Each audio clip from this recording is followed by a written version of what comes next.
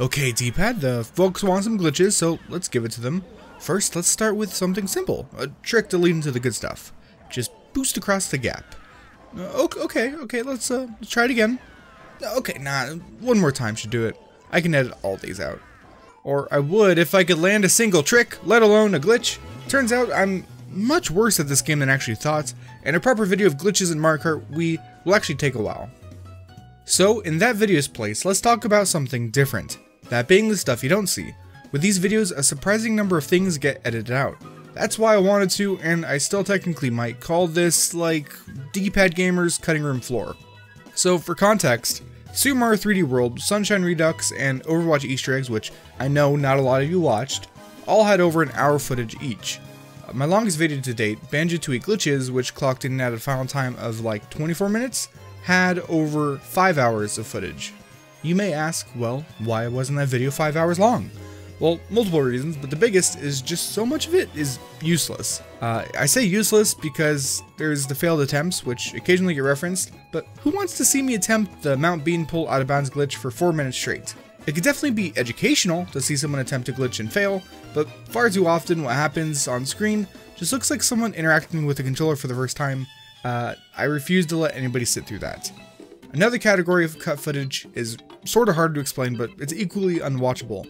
Some of this sort of footage slips through the cracks, and I use it for the background footage while I have other information on screen, but in general, the stuff you don't see is just boring. There are, however, some clips that actually have some merit, but they end up getting cut. That's probably what you're actually interested in seeing. For my Banjo-Kazooie Nuts and Bolts glitch video, I actually had this joke in mind, and it was partially prepped, but it never made it into the final cut. You see, when Banjo was running out of bounds, in one of the levels I actually found that there was a perfect opportunity to do some green screening. If you don't know, the screen doesn't actually have to be green, you just need a solid color that you can key out so that the character is left. I've done this multiple times in the past because I think green screening a character into some random situation is really funny, like the one from the Sonic Adventure 2 glitch video. So I had this bit in mind where Banjo would be running away from the camera, and Jump Around by Jason Radford would start playing, and there would be some visual gag that lead into the out of bounds montage. By the way, that song is the one from Digimon the movie, if you're unsure. Unfortunately, I don't want my video copyright claimed, and I couldn't both include the music untouched for as long as I needed, and come up with a good visual gag, so I sort of just dropped the idea. Another similar idea was that for the end of the Super Mario 3D World video, I was going to use this sort of bit of toad crouching to extend the ice crouch glitch section into the outro. So what I'm saying is, the logic is that if you crouch repeatedly, you build up speed. The joke was that Toad was going to crouch so fast that a wormhole would appear, it'd open up and he'd go flying through. It doesn't make much sense. That's where the jokes, like references, would actually take shape. He'd briefly go through the wormhole from Doctor Who, maybe past Sonic during the Sonic X Speed of Sound race, and maybe The Flash, because I just really like the TV show and I keep referencing it for no reason. I just didn't have much time to do it. I'm still working on getting better at time management because, like this video, sometimes I just have to throw things together at the end and call it good. I did also have some footage that was tied to a sort of glitch, which you can see now. Basically, in Super Bell Hill, there's a spot just on the other side of the fence that you can run against and sort of mess with the camera. I guess it's a spot where the activation triggers for two different cameras closely overlap, so running in place goofs with things. The only issue here is that I don't think this is very interesting, and I'm not even sure if it's technically a glitch. Also, I don't even think this is interesting enough for this video, and I want to cut it out really bad. But I'm not going to because that would defeat the purpose. Mario Kart Wii Glitches isn't the only video that I wanted to get done this month but didn't. The other one is Sonic Lost World Glitches, which will still happen because there is still some good fun to be had.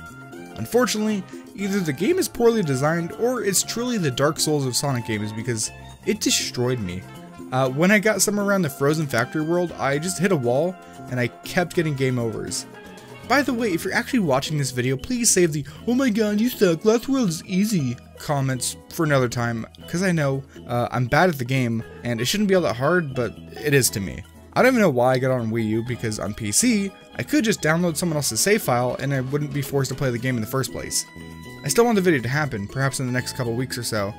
I'll either just force myself to play through the game and beat it, and unlock all the extra levels I need, or I'll just buy it again on PC. Sometimes some of the stuff I have just doesn't have much substance, like this one. If you walk into a durian in sunshine, it'll make noises and things. Whoa, crazy, right? It's super interesting, huh? No, it's not at all. I was also on the fence about including this bit, which obviously didn't get included.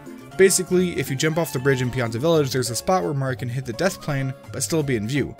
I think there could be a great joke here, but I ended up cutting the clip because, again, I didn't really have the time to flesh this bit out. And for the last of this video's, lost bits, is this.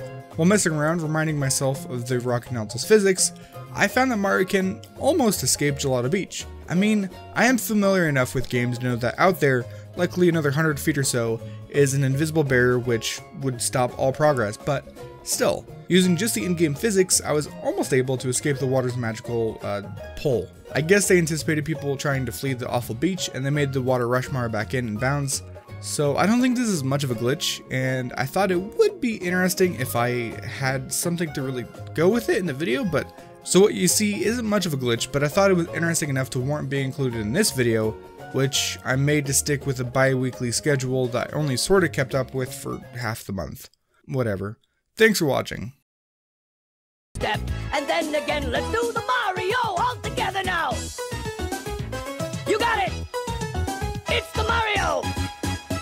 Do the Mario. Swing your arms from side to side. Come on, it's time to go. Do the Mario. Take one step, and then again, let's do the Mario all together now.